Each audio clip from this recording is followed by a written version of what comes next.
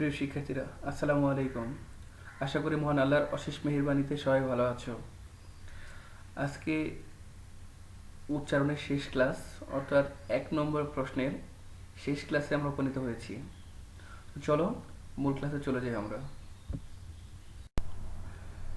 তো প্রিয় শিক্ষার্থীরা, আমরা জেনেছি যে 1 নম্বর প্রশ্ন যেটা, ওটা উচ্চারণ থেকে যে প্রশ্নটা করা হয় সেখানে 5 নম্বর বরাদ্দ থাকে এবং সেখানে ক নম্বর এবং খ নম্বর, ক এবং খ দুইটি প্রশ্ন থাকে, অর্থাৎ ক এর নম্বর প্রশ্নের বিকল্প অনুযায়ী বা বিকল্প খ নম্বর প্রশ্ন দেওয়া থাকে। তো আমরা ক নম্বরের জন্য যে প্রশ্নগুলো বরাদ্দ বা সম্ভাব্য যে প্রশ্নগুলো, তো সেগুলো আমরা দেখেছি। তো ক নম্বরের জন্য সম্ভাব্য প্রশ্ন হিসেবে আমরা পড়েছি যে অধ্বনির বিবৃত উচ্চারণের 5টি নিয়ম লেখো এবং অধ্বনির সংবৃত উচ্চারণের 5টি নিয়ম লেখো। এই দুটো প্রশ্ন আমরা পড়েছি। তো কথা হচ্ছে যে এই দুইটা প্রশ্নটা অধ্বনির বিবৃত উচ্চারণের 5টি নিয়ম এবং অধ্বনির সংবৃত উচ্চারণের 5টি নিয়ম। তো আমরা বলছিলাম প্রশ্ন মোটামুটি বোর্ড পরীক্ষায় সহজ করা হয়। তো সংবৃত বিবৃত যদি আলাদা করে চাওয়া সচরাচর হয় না, যদি প্রশ্ন কঠিন করা হয় কখনো বোর্ড থেকে, তখনই বিবৃতি এবং সংবৃত উচ্চারণ আলাদা করে চাওয়া হয়। তবে প্রশ্ন স্বাভাবিকভাবে নর্মালি প্রশ্ন করা হয় যে অধ্বনি উচ্চারণের 5টি নিয়ম লেখো, অর্থাৎ যে কোনো 5টি নিয়ম লেখো। তো যেহেতু আমরা বিবৃত 5টা নিয়ম পড়েছি, সংবৃত 5টা নিয়ম পড়ে ফেলেছি, সুতরাং এই 10টা নিয়মের মধ্যে যে কোনো 5টা নিয়ম লিখলেও হবে। আবার কখনো কখনো পরীক্ষায় আদ্য অধ্বনি উচ্চারণের 5টি নিয়ম লেখো, এরকম প্রশ্ন দেখা যায় কোনো কোনো বোর্ডে, যে আদ্য ও উচ্চারণের 5টি নিয়ম লেখো। তো আদ্য ও মানে হচ্ছে সামনের অ, অর্থাৎ কোনো একটা শব্দের সামনে যে অ থাকে অথবা সামনের বর্ণের সঙ্গে যুক্ত কোনো একটা অ, তো এই অধ্বনি উচ্চারণের যে নিয়মগুলো সেটা লিখতে চাওয়া হয়। তো সেটাও আমরা পারবো। এই 10টা নিয়মের মধ্যে ওই 5টি নিয়মও আছে।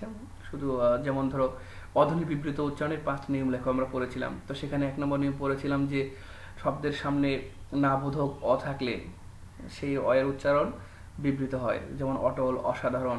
তো এটাই আবার আদ্য উচ্চারণের নিয়মের ক্ষেত্রে এটাই লেখা যায়, কারণ এটা সামনের অ এর নিয়ম। তো প্রশ্ন আমরা যেভাবে আসুক মোটামুটি এই 10টা সূত্র হলে আমরা পেরে যাব। তো বারবার বলছি যে প্রশ্ন বোর্ড পরীক্ষায় সহজ করা হয়, কোনো চিন্তা করার কারণ নেই বা এত জটিল যাওয়ার দরকার নেই। তো বোর্ড পরীক্ষায় সাধারণত অধ্বনি উচ্চারণের 5টা নিয়ম লেখো এ ধরনের প্রশ্ন করা হয়। তবে যেহেতু আমরা একদম নিখুঁত প্রস্তুতি নিতে চাই, তো এই জন্যই আমরা আলাদা আলাদা করে পড়ে ফেলেছি। তো এই ধ্বনি থেকেও আমরা দুইটা প্রশ্ন পড়েছি, যে সম্ভাব্য দুইটা প্রশ্ন হতে পারে যে এ ধ্বনির সংবৃত উচ্চারণের 5টি নিয়ম লেখো বা এ ধ্বনির বিবৃত উচ্চারণের 5টি নিয়ম লেখো। তো এই দুইটা প্রশ্ন আমরা পড়েছি। আমরা বলছিলাম যে বোর্ড পরীক্ষায় প্রশ্ন যদি হয় তাহলে এইভাবে করা হতে পারে যে এ ধ্বনি উচ্চারণের যে কোনো 5টি নিয়ম লেখো বা এ ধ্বনি উচ্চারণের 5টি নিয়ম লেখো। যেহেতু আমরা সংবৃত এবং বিবৃত দুটো আলাদা করে পড়েছি, সুতরাং এই দুটোর মধ্যে যে কোনো 5টা লিখলেই হয়ে যাবে। তো অধ্বনি এবং এ ধ্বনি থেকে প্রশ্ন এভাবেই করা হয়। আর কখনো কখনো বফলা এবং মফলা থেকে প্রশ্ন করা হয় যে বফলা উচ্চারণের 5টি নিয়ম লেখো, মফলা উচ্চারণের 5টি নিয়ম লেখো। তো এই প্রশ্নগুলো আমরা পড়েছি। তো এখানে খেয়াল রাখবে যে প্রশ্ন সচরাচর অধ্বনি এবং এ ধ্বনি থেকেই করা হয়, অধ্বনি এবং এ ধ্বনি থেকেই করা হয়। বফলা এবং মফলা থেকে প্রশ্ন খুব কম করা হয়, খুব কম প্রশ্নে আসে। তো একটা বিষয় লক্ষণীয় যে বা খেয়াল রাখবেন, খুব যারা অল্প প্রস্তুতি নিতে চাও বা সহজে প্রস্তুতি নিতে চাও বা যারা একটু ভয় পাচ্ছ বেশি পড়তে, যে বোর্ড পরীক্ষায় ঘুরে ফিরে অধ্বনি অথবা এ ধ্বনি থেকে প্রশ্ন বেশিরভাগ সময় করা হয়। আমি বলছি না যে সব সময় করা হয়, কিন্তু বেশিরভাগ সময় অধ্বনি এবং এ ধ্বনি থেকে প্রশ্ন করা হয়। তো এখানে খেয়াল রাখবে যে তুমি যে বোর্ডের পরীক্ষার্থী, যেই সালের পরীক্ষার্থী, তো সেই বোর্ডের আগের সালে যে ধ্বনি থেকে প্রশ্ন করা হয়েছে সেই ধ্বনি থেকে তাহলে পরের বছর অন্য ধ্বনি থেকে প্রশ্ন করা হবে অ এবং এ ধ্বনির মধ্যে। ধরো তুমি ঢাকা বোর্ডে 2020 সালের পরীক্ষার্থী, তাহলে সেক্ষেত্রে যদি 19 সালের প্রশ্ন এসেছে অধ্বনি উচ্চারণের 5টি নিয়ম লেখো যদি এসে থাকে, তাহলে দেখবে যে পরবর্তী অর্থাৎ তোমার বেলায় অধ্বনি থেকে প্রশ্ন আসার সম্ভাবনা নেই বললেই চলে। তো তোমার বেলায় প্রশ্ন আসবে, সম্ভাব্য সবচেয়ে বেশি সম্ভাবনা থাকে যে এই ধ্বনি থেকে প্রশ্ন আসবে। তাহলে সেক্ষেত্রে তুমি এ ধ্বনি উচ্চারণের 5টি নিয়ম লেখো, এইটা খুব ভালো করে প্রিপারেশন নেবে। আর পাশাপাশি যারা বলছেন যারা একদম ত্রুটি মুক্ত প্রিপারেশন নিতে চাও, যারা একদম নিখুঁত প্রিপারেশন নিতে চাও, তাদের ক্ষেত্রে অবশ্যই এই ধ্বনির পাশাপাশি বফলা এবং মফলা পড়ে রাখতে হবে। আমরা পূর্বের ক্লাসগুলোতে অধ্বনি এ ধ্বনির সংবৃত এবং বিবৃত উচ্চারণের কথা বলেছি, উচ্চারণের নিয়ম নিয়ে কথা বলেছি। তো সেখানে একটা বিষয় আমার বলা দরকার ছিল বা প্রয়োজন ছিল, যদিও সেটা বলা হয়নি। তো আমি আজকের ক্লাসে সেই বিষয়টা সংযুক্ত করব, যদিও এটা আজকের ক্লাসের সঙ্গে সম্পৃক্ত না, প্রত্যক্ষভাবে সম্পৃক্ত না, এটা আগেই বলা দরকার ছিল। তো সেটা নিয়ে আমরা এখন কথা বলবো, কারণ এটা তোমাদের জানা দরকার। প্রিয় শিক্ষার্থীরা, আমরা জানি যে অধ্বনির উচ্চারণ দুই ধরনের হয়। যে অধ্বনির উচ্চারণ কখনো কখনো অ এর মতোই হয়, কখনো ওর মতো হয়। আর আমরা জানি যে সংবৃত মানে গোল, বিবৃত মানে গোল নয়। তো অর উচ্চারণ, অ এর উচ্চারণ অ এবং ও দুই ধরনের হয়, এবং অ এর চেয়ে ও উচ্চারণ করার সময় ঠোঁট গোল থাকায় ও উচ্চারণকে বলছি সংবৃত উচ্চারণ, এবং অধ্বনির উচ্চারণকে বলছি বিবৃত উচ্চারণ। ঠিক এর বেলাতেও তাই, যে এ ধ্বনির উচ্চারণ দুই ধরনের। এ কখনো কখনো এর মতো উচ্চারণ হয়, কখনো এ হয়ে যায়। তো এর তুলনায় এ উচ্চারণ করার সময় ঠোঁটটা অপেক্ষাকৃত তুলনামূলক গোল থাকে। এই কারণে এ উচ্চারণকে বলছি সংবৃত উচ্চারণ, এবং এই উচ্চারণটাকে বলছি বিবৃত উচ্চারণ।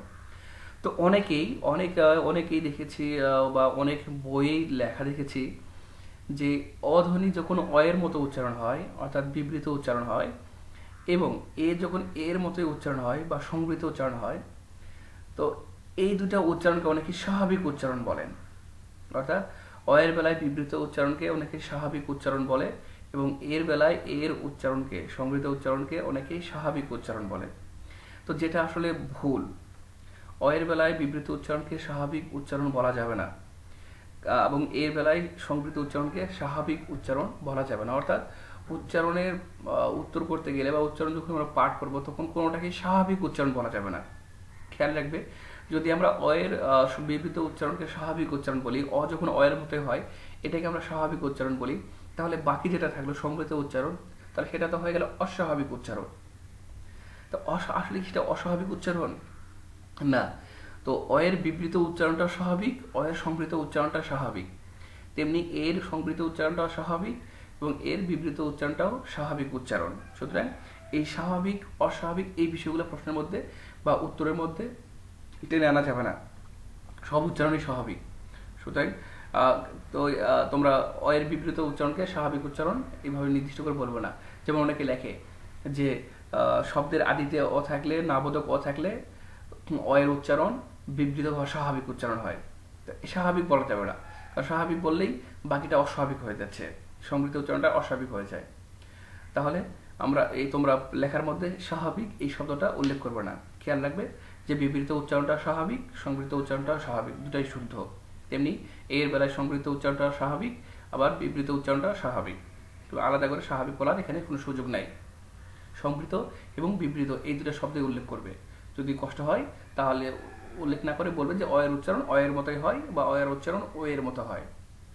তেমনি এর উচ্চারণ এ এর মতো হয়, এর উচ্চারণ এর মতো হয়, এটা স্বাভাবিক বলবে না। তো ধন্যবাদ সবাইকে। এটা ছিল আমাদের পূর্ব ক্লাসের সংযুক্তি। তো এরপরে আমরা আজকের মূল টপিকে চলে যাব। আমরা জানি যে 1 নম্বর প্রশ্নের উচ্চারণ থেকে যে প্রশ্নটা করা হয়, তো সেই প্রশ্নে 1-এর ক নম্বর প্রশ্ন থাকে, অথবা বিকল্প হিসেবে খ নম্বর প্রশ্ন থাকে, এটা আমরা জানি। তো আমরা ইতিমধ্যে 1-এর ক নম্বর অংশের যে সম্ভাব্য প্রশ্ন, তো সেগুলো অধ্যয়ন করেছি বা সেগুলো পড়ে ফেলেছি। তো আজকে আমরা 1-এর খ নম্বর প্রশ্ন, অর্থাৎ 1-এর ক এর বিকল্প হিসেবে কি প্রশ্ন থাকতে পারে বা কেমন প্রশ্ন হতে পারে, তো সেটা নিয়ে আমরা কথা বলবো। তো 1-এর খ নম্বর প্রশ্ন কেমন হতে পারে, দেখো একটা প্রশ্ন দেওয়া আছে এখানে যে 1-এর অথবা দিয়ে খ নম্বর প্রশ্ন থাকে। তো সেখানে বলা হচ্ছে যে যে কোনো 5টি শব্দের উচ্চারণ লেখো। তো যে কোনো 5টি শব্দের উচ্চারণ লেখো। এখানে দেখো 8টি শব্দ দেওয়া থাকবে, 8টা শব্দ দেওয়া থাকবে, যার মধ্যে থেকে তোমাকে 5টি প্রশ্নের উচ্চারণ লিখতে হবে। এইটা একটা বোর্ড প্রশ্ন। 2018 সালে এই বোর্ড প্রশ্নের এই পরীক্ষায় এই প্রশ্নটি এসেছিল, এবং সকল বোর্ডে, আমরা জানি যে 18 সালে সকল বোর্ডে একই প্রশ্নপত্র পরীক্ষা হয়েছিল। তো সেই পরীক্ষায় এই প্রশ্নটি এসেছিল, তো যেখানে 8টা শব্দ থেকে 5টা শব্দের উচ্চারণ লিখতে হচ্ছে। তো সবচেয়ে মজার ব্যাপার যেটা আমি বলছিলাম যে বাংলা দ্বিতীয় পত্র একাদশ শ্রেণী বা দ্বাদশ শ্রেণীর বাংলা দ্বিতীয় পত্র অনেক সহজ এবং অনেক সহজ করা হয়েছে। এখানে দেখবে যে একের ক নম্বর প্রশ্ন, যেখানে উচ্চারণের নিয়ম লিখতে বলা হতো বা বলা থাকে, লিখতে বলা থাকে। তো একের ক নম্বর প্রশ্নের যদি আমি উত্তর করতে না পারি বা সমর্থ না হই, তো তার বিকল্প কিন্তু খ নম্বর। আবার দেখো, এই বিকল্প প্রশ্নেও আবার বিকল্প থাকছে। দেখো, বিকল্প প্রশ্নে 8টা শব্দ দেওয়া থাকছে, 8টার মধ্যে থেকে তোমার 5টা লেখার সুযোগ আছে এখানে। অর্থাৎ 8টা প্রশ্নের মধ্যে তুমি 5টি প্রশ্নে যে কোনো 5টি শব্দের উচ্চারণ লিখতে পারো। তাহলে বিকল্প প্রশ্নেরও এখানে আবার বিকল্প থাকছে। তো এখানে 8টি শব্দের মধ্যে যে কোনো 5টি শব্দের উচ্চারণ লিখলে হবে। তো উচ্চারণ কিভাবে লিখতে হয় বা কিভাবে উত্তর করতে হয়, আমরা এই প্রশ্নটা সমাধান করি, তাহলেই বুঝতে পারবো। তো বোঝার সুবিধার্থে আমি 8টি শব্দের 8টি উচ্চারণ লিখে দেখাচ্ছি তোমাদের সুবিধার জন্য। আমাদের বোর্ড পরীক্ষায় উত্তর করতে হবে 8টির মধ্যে যে কোনো 5টি। তো এখানে দেখো, প্রদত্ত শব্দ, তুমি একের খ নম্বর প্রশ্ন উত্তর লিখে হাতের বাম পাশে লিখবে প্রদত্ত শব্দ এবং ডান পাশে লিখবে উচ্চারণ। তো এখানে দেখো, শ্রাবণ, যে শব্দ দেওয়া আছে শ্রাবণ। তো উচ্চারণ দেখো, উচ্চারণ আর বানান অনেক পার্থক্য। উচ্চারণ যেভাবে হবে তোমাকে ঠিক সেভাবে লিখতে হবে। অর্থাৎ দন্তস্বয় রফল আকার, বয় ওকার, দন্তন্য, শ্রাবণ। তেমনি দেখো, রাষ্ট্রপতি, রাষ্ট্রপতি, রাষ্ট্রপতি। তো উচ্চারণ যেভাবে হবে, যেভাবে উচ্চারণ করতে হবে, সেই শুদ্ধ উচ্চারণের বানানটাই আমাকে উচ্চারণের জায়গায় লিখতে হচ্ছে। তো তেমনি শ্রদ্ধাস্পদ, শ্রদ্ধাস্পদ। এমনিভাবে নক্ষত্র, নক্ষত্র। তো এইভাবে তোমাকে লিখতে হবে নক্ষত্র, বা অত্যাবশ্যক, দায়িত্ব, প্রেতাত্মা, প্রজ্ঞা। তো এইভাবে তোমাকে উচ্চারণ লিখতে হবে। 8টা শব্দের মধ্যে যে কোনো 5টা শব্দের উচ্চারণ লিখতে হবে। তো যেখানে এখানে একটা বিষয় বলা দরকার, যে এই উচ্চারণ লিখতে গিয়ে যদি বানান তোমার ভুল হয়, বা এই হসন্ত চিহ্ন, দেখো যেগুলো হসন্ত চিহ্ন আছে, যেখানে অধ্বনি উচ্চারণ হয় না বা সংক্ষেপে উচ্চারণ করতে হয়, তো এই হলন্ত ধ্বনি। তো এইখানে দেখো, হসন্ত ধ্বনি যদি দিতে তুমি ভুল করো বা কোনো একটা বানান যদি ভুল হয়, তাহলে তুমি নাম্বার 0 পাবে। অর্থাৎ উচ্চারণ লেখার সময় খুবই সাবধানতা অবলম্বন করতে হয়। একটু যদি এদিক সেদিক হয়, ধরো তুমি এই রাষ্ট্রপতি বানান করতে গিয়ে তালব্যস্বর নিচে হসন্ত দাওনি, তাহলে কিন্তু এখানে 0 পেয়ে গেলে, অর্থাৎ এই শব্দে 0 পাবে। তাহলে এখানে যেমন নাম্বার তোলাটাও সহজ এই উচ্চারণের খ নম্বর প্রশ্নে আর কি, একের খ নম্বর প্রশ্নে, তেমনি আবার নাম্বার শূন্য পাওয়ার ঝুঁকিও থেকে যায়। তো এই কারণে আমি সাধারণত তোমাদের পরামর্শ দেব যে তোমরা একের খ নম্বর উত্তর করবে না যদি ক নম্বর প্রশ্ন পেরে থাকো। যদি ক নম্বর প্রশ্ন পারো, সেখানে ক নম্বরে লেখার চেষ্টা করবে। উচ্চারণের 5টা নিয়ম লিখবে। নিয়ম লেখাটা সোজা, কারণ সেখানে যদি নিয়মে আসলে একটু ভুল হলেও নিয়মে নাম্বার কাটা যাবে না। নিয়ম যদি একটু সেদিক হয়, তাহলে নাম্বার পেয়ে যাবে। কিন্তু উচ্চারণ যখন তুমি লিখবে, তখন বানান এদিক সেদিক হলে তুমি আর নাম্বার পাবে না, সেখানে শূন্য পাবে। তো এখানে একটা ঝুঁকি থাকে। আর যারা উচ্চারণ থেকে যদি লিখতে চাও, এখানে যেহেতু সময় কম লাগে একের খ নম্বরে, ওখানে ক নম্বরে 5টা নিয়ম লিখতে গেলে অনেক সময় লাগবে, আর খ নম্বরে তোমার হচ্ছে সময় লাগবে না। তো যদি এটা কেউ মনে করে খ নম্বরে উত্তর করতে চাও, তার জন্য পরামর্শ হচ্ছে, তুমি বোর্ড পরীক্ষার যে বিগত সালে যে প্রশ্নগুলো, বিগত সালের প্রশ্ন, এগুলো খুব বাসায় খুব ভালো করে অনুসরণ করবে, বারবার লিখে লিখে অভ্যাস করবে। এবং বোর্ড পরীক্ষার বাইরে অন্যান্য শব্দ পড়ার দরকার নাই, কারণ এত শব্দ পড়ে তুমি আসলে কুলিয়ে উঠতে পারবে না। তো সেই অনুযায়ী বোর্ড পরীক্ষায় যে প্রশ্নগুলো আসছে, শুধু সেগুলি চর্চা করবে, সেগুলি বারবার লিখে অনুশীলন করবে। তাহলে তুমি বোর্ড পরীক্ষায় যদি কমন পাও, তাহলে তুমি সেটা উত্তর করতে পারো। তবে কমন না পেলে, অর্থাৎ খ নম্বর প্রশ্ন যে 8টা প্রশ্ন, তার মধ্যে 5টা যদি তোমার কমন না থাকে, অর্থাৎ আগে থেকে পারো, এমন না হয়, বানিয়ে বানিয়ে লিখতে যাবে না। যখনই বানিয়ে বানিয়ে তুমি এই লিখতে যাবে, তখন তো ভুল হবে, এটা শতভাগ সত্য। যে বানিয়ে লিখতে গেলে ভুলের সম্ভাবনা বেশি থাকে, মানে হয়তো আকার ভুল যাবে, না ওকার ভুল যাবে, বা ওকার হবে তুমি ওকার দেবে না, তো এইরকম হতে পারে। তো উচ্চারণ অংশটুকু বানিয়ে অন্তত লিখবে না। যদি আগে থেকে তোমার জানা থাকে, তুমি নিশ্চিত থাকো, তবেই তুমি একের খ নম্বর উত্তর করতে পারো। আর সেক্ষেত্রে আমি বলছি যে, আর যারা এটা ঝুঁকি নিতে চাও না, তারা হচ্ছে খ নম্বর উত্তর করার দরকার নেই, তোমরা একের ক নম্বর প্রশ্নের উত্তর করবে। একের ক নম্বর তো বলছিলাম যে অধ্বনি এবং এ ধ্বনি ঘুরে ফিরে দুইটা থেকে প্রশ্ন করা হয় বেশিরভাগ সময়। তো তোমার বোর্ড পরীক্ষায় যে প্রশ্ন আগের বছর এসেছে, পরের বছর অন্য ধ্বনি থেকে প্রশ্ন আসবে। তো একের ক নম্বরকে অগ্রাধিকার দেবে, দেওয়ার যদি একদমই সমর্থ না হও তো সেক্ষেত্রে তুমি বিকল্প উত্তর করতে পারো, সেটা কোনো কথা না। কিন্তু যদি তুমি ক নম্বর উত্তর না পারো তখন তুমি খ নম্বরে আসবে, খ নম্বর উত্তর করার চেষ্টা সচরাচর করবে না। তো একের খ নম্বরের প্রস্তুতি হিসেবে যদি তুমি বলছিলাম যে বোর্ড পরীক্ষা প্রশ্নগুলি পড়বে, শুধু বোর্ড প্রশ্নগুলি পড়বে, সেগুলো অনুসরণ করবে। এর মধ্যে থেকে যদি 5টা কমন পাও তাহলে তো তুমি উত্তর করতে পারো, সেই ক্ষেত্রে তোমার সুবিধাই হবে, বরং সময়টা কম লাগবে। তো চলো, আমরা বিগত সালে এসেছে বা একাধিকবার বোর্ড পরীক্ষা আসছে, তো এমন কিছু প্রশ্নের আমরা উত্তর আমরা দেখি এবং স্লাইডে আমি সেগুলো উত্তর দিয়ে দিচ্ছি। তোমরা সেগুলো নোট করে নিতে পারো, স্লাইডগুলো পজ করে তোমরা বা স্থির করে রেখে তোমরা সেগুলো নোট করে নিতে পারো অথবা পড়তে পারো। তো চলো, আমরা বিগত সালের বোর্ড পরীক্ষায় আসা বা একাধিকবার বোর্ড পরীক্ষায় আসা কিছু শব্দের উচ্চারণ দেখে নিই।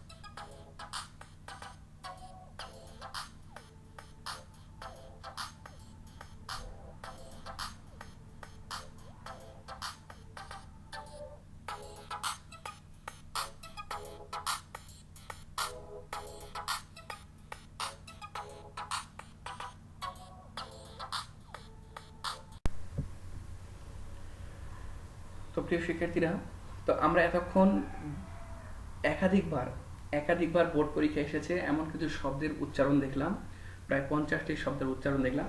তো এগুলো বাসায় বেশি বেশি করে অনুসরণ করবে, বারবার লিখবে। আমি বলছিলাম যে পড়বে না, শুধু বারবার লিখবে। লিখলে এগুলো পরীক্ষায় ভুল হওয়ার সম্ভাবনা কম থাকে। আর যেটা বলছিলাম যে অবশ্যই একের ক নম্বর যে প্রশ্ন, খ এর তুলনায় ক কে অগ্রাধিকার দেবে, সেখানে নাম্বার পাওয়ার সম্ভাবনা থাকে, খতে ঝুঁকি থেকে যায়। আর যদি খতে তুমি একদম নিশ্চিত হও, তুমি কমন পাও যে 8টা শব্দের মধ্যে 5টা শব্দের বানান তুমি কমন পেয়েছো, অর্থাৎ এর আগে প্র্যাকটিস করেছো, তো সেক্ষেত্রে তুমি বোর্ড পরীক্ষায় খ নম্বর উত্তর করতে পারো। কিন্তু ঝুঁকি নেবে না বা বানিয়ে বানিয়ে উচ্চারণ লিখতে যাবে না। বানিয়ে উচ্চারণ লিখতে গেলে নাম্বার শূন্য পাওয়ার সম্ভাবনাই বেশি থাকে। তো এটাই, যে তোমরা বেশি করে অনুসরণ করো, বেশি করে প্র্যাকটিস করো, তাহলে ইনশাল্লাহ তোমরা একের ক নম্বরে বা একের খ নম্বর যেটা উত্তর করো, যেখানে তোমার সুবিধা হয়, অন্তত একের 1 নম্বর প্রশ্নে 5 নম্বর নিশ্চিত করে আমাদের প্রধান লক্ষ্য এবং প্রথম লক্ষ্য। তো সেক্ষেত্রে ইনশাল্লাহ আমরা একের 1 নম্বর প্রশ্নের উচ্চারণ থেকে আমরা 5 নম্বর তুলতে সমর্থ হব। তোমাদের হোমওয়ার্ক হিসেবে থাকবে বোর্ড পরীক্ষায় আসা যে কোনো 20টি শব্দের উচ্চারণ লেখো। তো আমাদের শিক্ষার্থী তাদের বলছি যে তোমরা যে কোনো 20টি শব্দের, বোর্ড পরীক্ষা এসেছে এমন 20টি শব্দ বেছে নেবে। এই 20টি শব্দের উচ্চারণ বই না দেখে লিখবে, বই না দেখে লিখে হোমওয়ার্ক করবে। আর এটা আমাকে নির্ধারিত সময়ের মধ্যেই নির্ধারিত প্ল্যাটফর্মে জমা দেবে।